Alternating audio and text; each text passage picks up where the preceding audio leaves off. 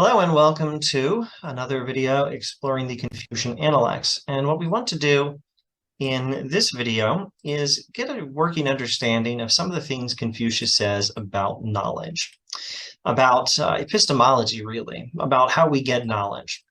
Where do we get knowledge in particular of right and wrong? That's what we want to talk about in this video. This is a nice waterfall photo from one of the waterfalls on the waterfall trail on the north side of Hong Kong's Tai Mo Shan. Tai Mo Shan is our biggest mountain in HK. And I've selected this waterfall photo for the lower right-hand corner of the screen. And now let's talk about the beauty of the Analects. So Confucius is mainly known as an ethicist. Yes, true, fine, correct.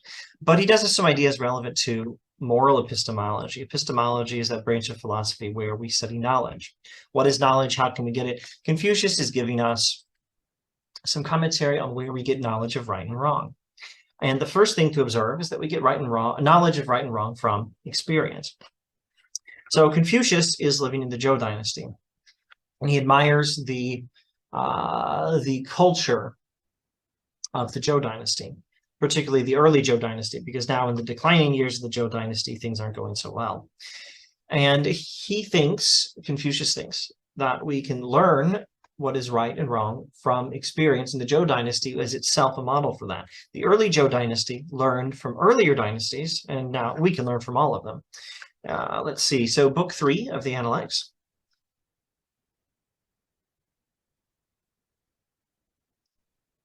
Oh, that's book 4. Book 3 of the Analects, section 14, reading now from the Oxford World Classics edition. The master said, Zhou observes the example set by 2 dynasties, so how splendid is its culture, and we take Zhou as our model. It observes the example of 2 previous dynasties, and so its culture is splendid.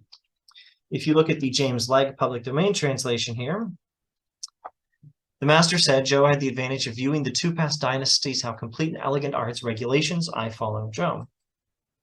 And in the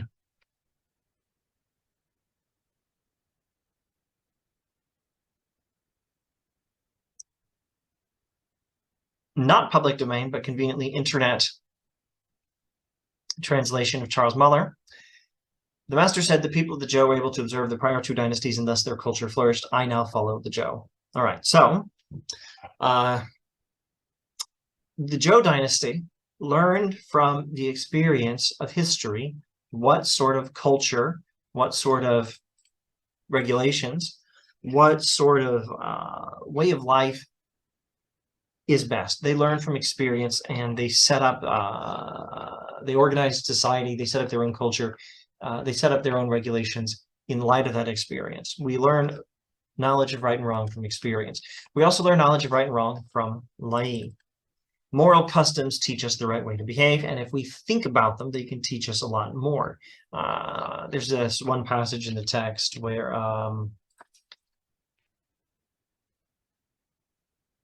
Confucius observes that the people may be made to follow a path of action, but they may not be made to understand it.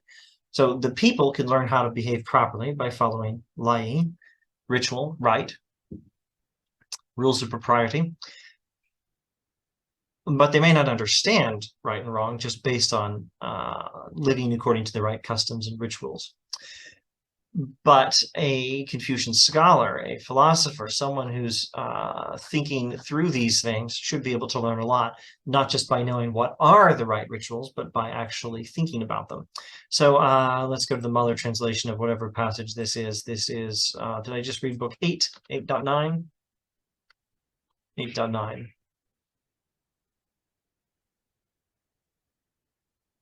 The master said, you might force people to act according to a certain principle, but you won't be able to force them to understand it. True. I now want to look at the Oxford World Classics on that one. The master said, the people may be made to follow something, but may not be made to understand it. So I think in part, at least, he's talking about lai. The people can be made to follow the right way through lai, but if you really want to understand it, you'll have to do more than just follow it. You're supposed to think through it. So that's what Confucius, I think, wants. Now, what am I talking about here? And I keep saying lai. I'm talking about this key term from the Analects, which can be translated ritual or right, or the rules of propriety, or politeness, or custom.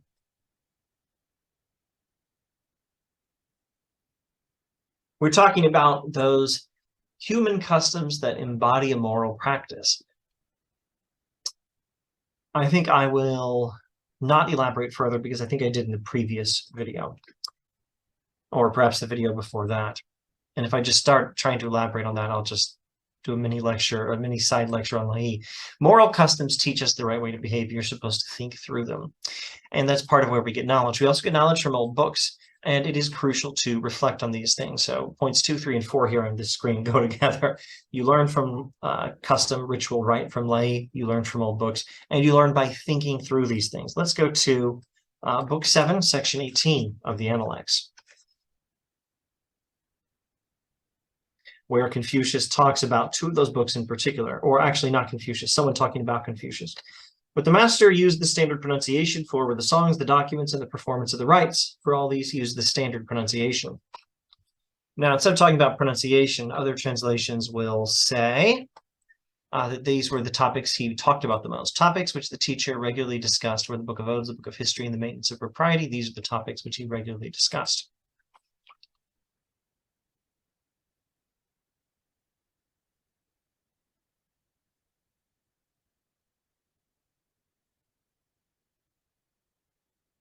The master's frequent themes of discourse were the odes, the history, and the maintenance of the rules of propriety, and all these he frequently discussed. So Confucius talked a lot about, and used the standard pronunciation for, old books and ritual. He talked about the customs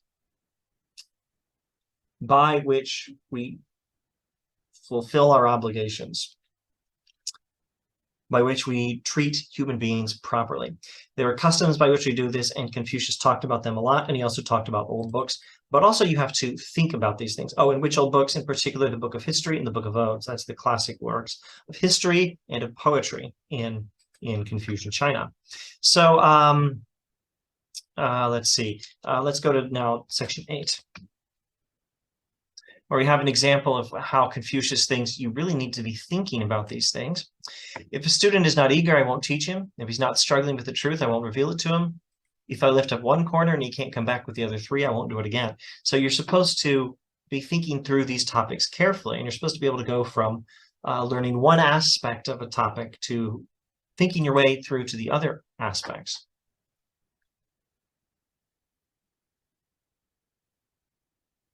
When I presented one corner of a subject to anyone and he cannot from it learn the other 3, I do not repeat my lesson. All right, now let's go to the Oxford World Classics translation of that one. If I raise one angle and they do not come back with the other 3 angles, I will not repeat myself. And again, to those who are not eager to learn, I do not explain anything. Or leg, I do not open up the truth to one who is not eager to get knowledge, or help out anyone who is not anxious to explain himself. So be eager to get knowledge. Be always seeking to get knowledge. And I guess with that, we can move on to these other things. So what do we have so far? Some observations on where we get moral knowledge from experience, from ritual, rite, Lai, and from old books. But also you're supposed to think through all these things. And what else does Confucius say about knowledge? Be eager to get knowledge, always be seeking it. Now, this may be more passages than we have time to look up. At any rate, let's streamline it a bit and not look at 3 different translations for all 4 of them. The Oxford World Classics translation will probably do nicely enough. Let's go to it on book 2, section 4. Oh my goodness, that's a great one. The master said, at 15, I set my heart on learning. At 30, I was established. At 40, I had no perplexities. At 50, I understood the decrees of heaven. At 60, my ear was in accord. And at 70, I followed what my heart desired, but did not transgress what was right. We're not going to skip that one in other translations.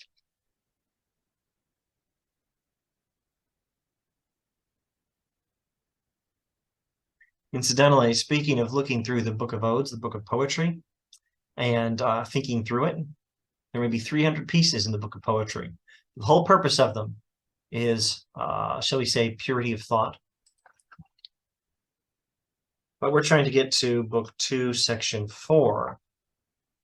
Don't think in an evil way. It can be the summary of 300 verses in the Book of Poetry. Anyway, book 2, chapter 4, this autobiographical passage. Leg translation.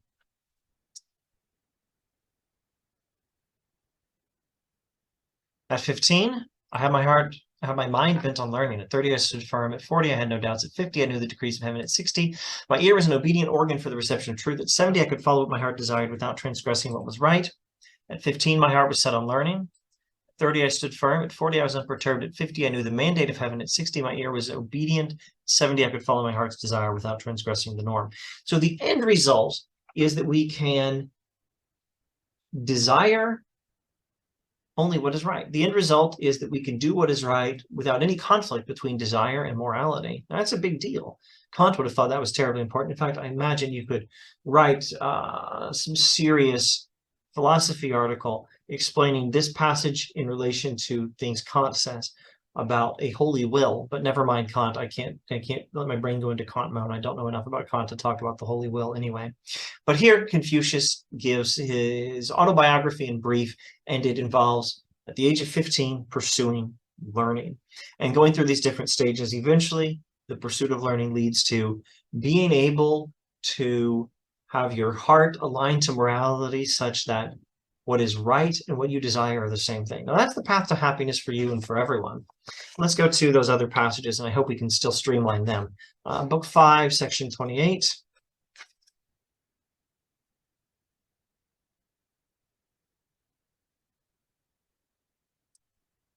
The master said, in a community of 10 households, there will certainly be someone as loyal and trustworthy as I am, but not someone so fond of learning as I am. Confucius is a paradigmatic pursuer of knowledge. 722. No one pursues knowledge more than Confucius. The master said, when I walk with 2 others, I always receive instruction from them. I select their good qualities and copy them and improve on their bad qualities. You can always be learning. You can learn just by paying attention to people and learning, there's something wrong with that guy. I shouldn't imitate him in this particular respect. Hey, there's something right with that guy. I should imitate him in this particular respect. Or indeed, there's something right about this guy and something wrong. I should try to do the right thing right and avoid the wrong thing. There's something right and wrong in the same person. That I think will also happen. All right, 6.3.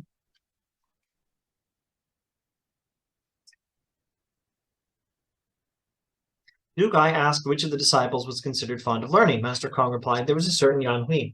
He was fond of learning. He did not vent his anger on those who did not deserve it.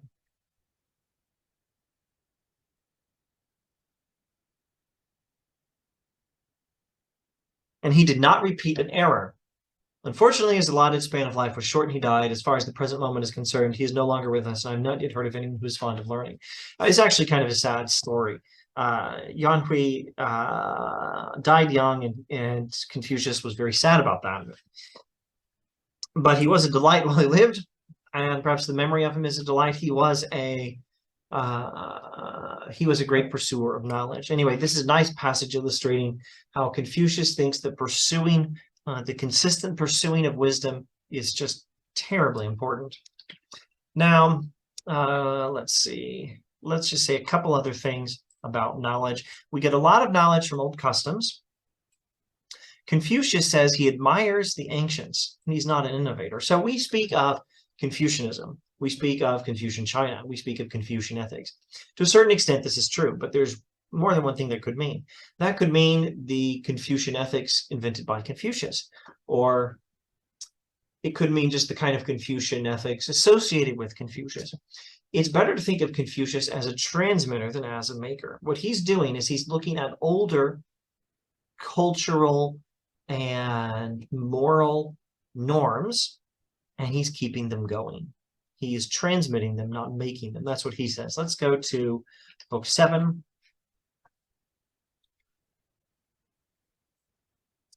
And sections 1 and 20. Confucius says he's a transmitter, not an original thinker. Or he is a transmitter and not a maker. He believes in the ancients. He loves the ancients. He trusts and he enjoys the teachings of the ancients. First piece of book 7. The master said, I transmit but do not create. Being fond of the truth, I am an admirer of antiquity. I venture to be compared with our old Peng. Or in my heart, I compare myself to old Peng. Or I venture to compare myself with our old Peng. I should be saying Pong, not Peng. I believe our editors in the Oxford World Classics edition will give us a clue, and the clue is only that we have no clue. It is unfortunately not clear who Pong was. The first sentence is one of the most famous in the Analects, etc., etc., etc. Now, let's observe some things here. So, first of all, Confucius is not a transmitter. Is a transmitter, not a maker, not an original thinker. He's inheriting cultural and moral norms, and he's transmitting them. So, Confucius is not claiming to be the creator of Confucianism. He's the transmitter of it. Next, does that mean he's just transmitting it, not doing anything new? I don't think it means that. I think you could call him a useful commentator on the ancient traditions. And in his efforts to renew the ancient traditions, I think it's safe to say he's also developing them. So you can call him a transmitter, a developer, a commentator on ancient traditions. Just don't call him a creator of Confucianism. He is a transmitter of the very system of thought and life that he is promoting. Or if you want to define Confucianism in a particular philosophical way as a way of reflecting on these things, well, maybe he's the inventor of it. But the things he's reflecting on, he's not the inventor of it. He's transmitting them. But that doesn't mean he's not doing anything new. I think he's applying them to new circumstances as well as commenting on them and probably developing them and transmitting them. So transmitting, developing, commenting on, and applying to new circumstances, but not inventing from the beginning. So what else? I should observe, he refers to the ancients. The ancients. You think of Confucius as ancient. Well, he is. But even in his time, there were people, there were customs, there were cultures, there were sources of morality and civilization and culture that were ancient with respect to him. Now, this term, I think we'll find, is used in this passage. The term that you could translate as integrity or good faith or sincerity.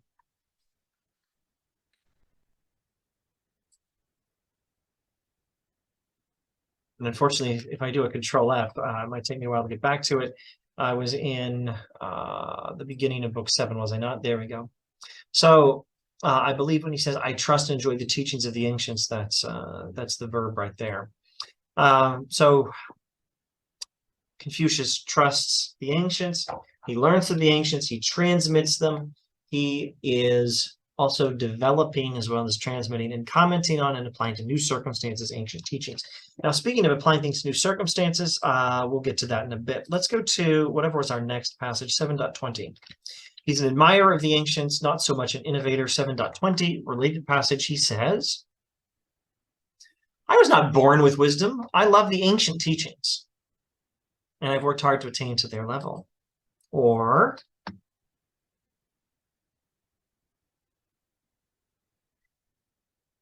I'm not one who is born in the possession of knowledge. I'm one who is fond of antiquity, who likes the ancients and is earnest in seeking that knowledge there. Or, the master said, I'm not one who knew about things at birth. I'm one who, through my admiration of antiquity, is keen to discover things. So what are we doing now? If you're watching this and taking this stuff seriously, you are joining me in pursuing knowledge through a study of antiquity. Confucius did the same. Now he's ancient to us. Now he is our antiquity, and we study him much as he studied the earlier antiquity to learn some lessons. All right, where were we? We have to apply knowledge to new circumstances. So if you want to be qualified to be a teacher, you need to be able to keep the old knowledge warm while getting new knowledge. Keeping it warm, keep the old knowledge alive. Keep the old knowledge still, well, keep it going, keep it alive. I don't know how else to say this, sorry. Let's go to the Oxford World Classics. The master said, if by keeping the old warm, one can provide understanding of the new, one is fit to be a teacher.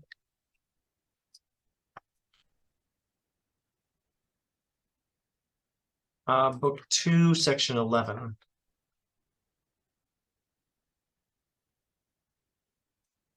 Reviewing what you have learned and learning anew, you are fit to be a teacher.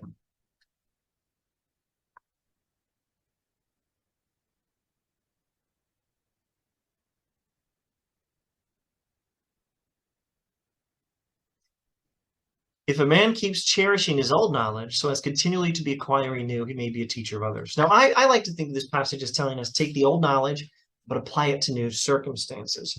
But in some translations, it looks more like he's saying, keep the old knowledge alive so that you can use it to get new knowledge. I think both of these interpretations of these remarks are great. And if you can read the original, think through it yourself. Leave a comment if you like. Is it better to read these words as saying, keeping the old knowledge alive, you can use it to discover some new knowledge, or keeping the old knowledge alive, you need to apply it to new circumstances to figure out what is new? Actually, maybe there's no distinction there. Maybe the new knowledge we learn is knowledge about how the old insights are applied to new circumstances, something like that. I don't know. Anyway, I like both readings, and maybe they're both correct, and maybe ultimately they're not even distinct readings. In any case, if you want to be able to be a teacher, you need to be able to keep old knowledge alive while getting new knowledge and applying the old knowledge in new circumstances. All of these, I think, are things Confucius says about knowledge. Now, there's one thing I don't want to forget, but there's also something else I want to read. I think I will just mention briefly commenting on old books and Lai and the importance of studying them and thinking through them. I got to grab them.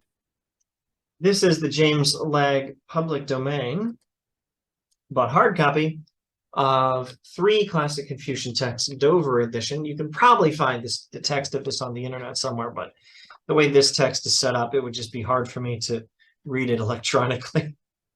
He's got the Chinese script, and then the translation, and then his footnotes. Somewhere in this volume, it has a lot of supplementary material. Somewhere in this volume, he tells this amusing story where it's probably historical. I can't guarantee that, but if I remember correctly, it's transmitted by Zigong, a follower who is a direct link to Confucius, one of the names who appears the most commonly in the Analects. I think Zigong relates the story where he talked to Confucius' son later, sometime after Confucius died, and basically Zigong asked Confucius' son, do you have any special knowledge about the master that he gave, or from the master that he gave to you, that he didn't give to me, and to the rest of us? And the response was Confucius' son told stories of where Confucius had caught him not doing his homework and had told him to do his homework. And the homework he wasn't doing was studying the Odes, the ancient book of poetry, and studying Lai. At the risk of paraphrasing it too simply, Confucius said to his son, kid, you got to do your homework or you'll never amount to anything. But the homework specifically was studying ritual and studying the book of poetry. And of course, you're also supposed to think through it. Speaking of thinking through it, let's scroll down and look at this.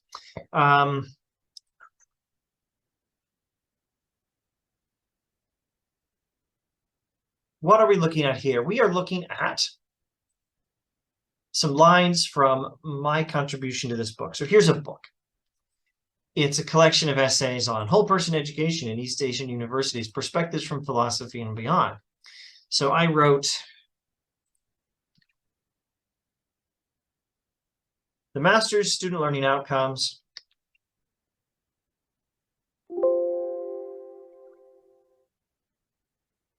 and assessment methods, an alternative perspective on pedagogy. And here at What's the Point of Education, announcing a new publication on Ricochet, you can find my commentary on the subject. All right, so in this article published in this book, I talk about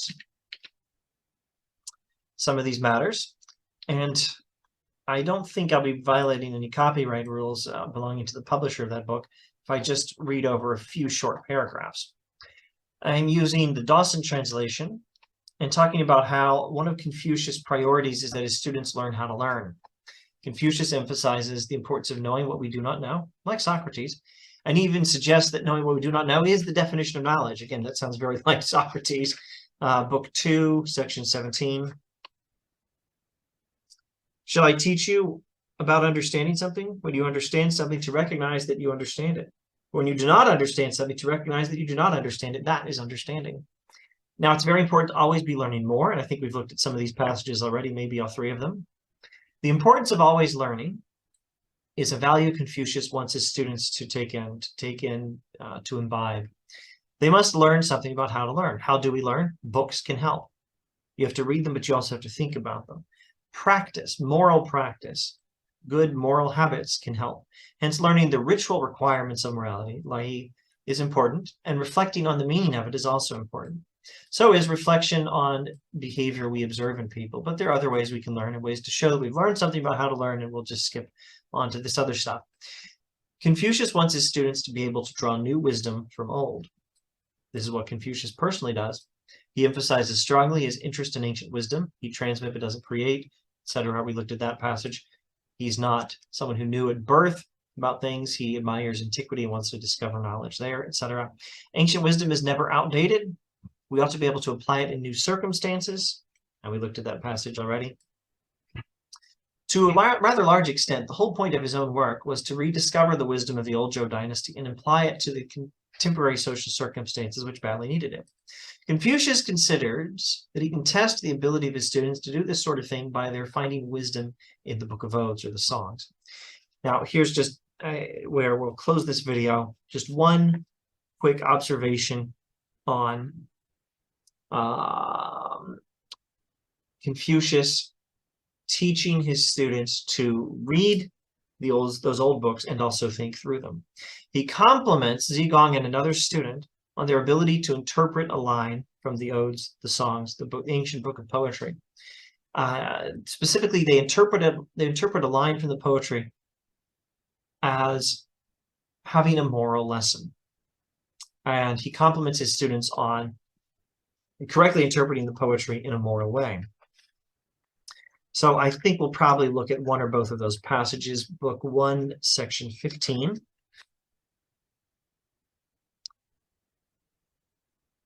I'm not going to read that whole paragraph. It's a bit longer than I want to read. Book 1.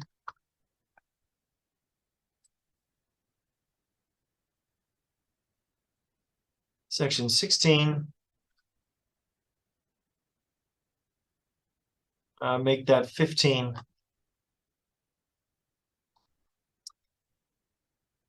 So there's the Chinese script. Zigong asked, what do you think of a poor man who doesn't grovel or a rich man who isn't proud? Confucius said, they're good, but they're not as good as a poor man who is satisfied and a rich man who loves propriety. I wish I could remember that. That's a great passage. There's a wonderful passage I do remember about Yan Hui and how he was happy with the pursuit of knowledge and virtue, even in poverty. But a poor man who is satisfied, that's another important point on happiness and wealth.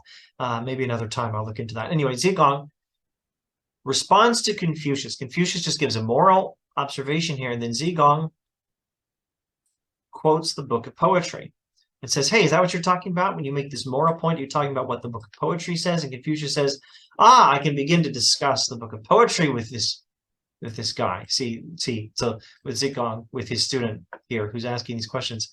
I speak of various things. I, Confucius, talk about these moral principles, and Zigong knows what is to be brought back. I mean, what to return.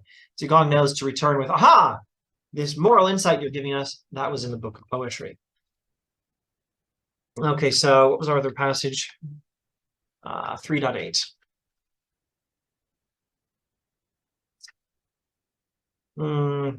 Another one a bit long. Let's not read it here. Let's share this text in the Muller translation. So this student of Confucius quotes this passage in the Odes and asks what it means. Confucius responds with something. Student responds with the question and observes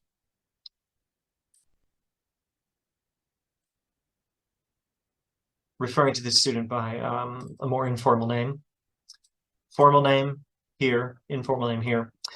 Now we can really begin to discuss the book of poetry. I don't think I'm fit to comment on this passage at all, except to say, or at least not without more time than I want to spend. I need to wrap up this video. But I do need to just say, this is another example of Confucius discussing moral principles in relation to those old books. He wants his students to be able to draw the moral principles out of the books. Or in the case of what he said about Zigong in that other passage, he wants his students to be able to recognize the moral principles that he's discussing with them as something that was taught in those old books.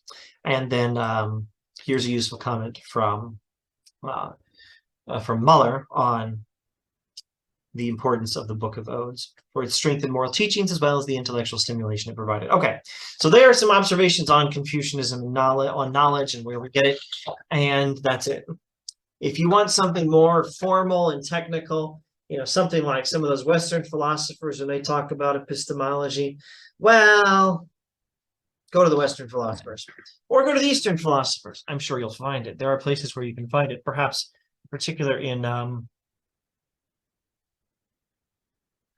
well, just to pick one example, this particular later Confucian thinker, Wang Yongming.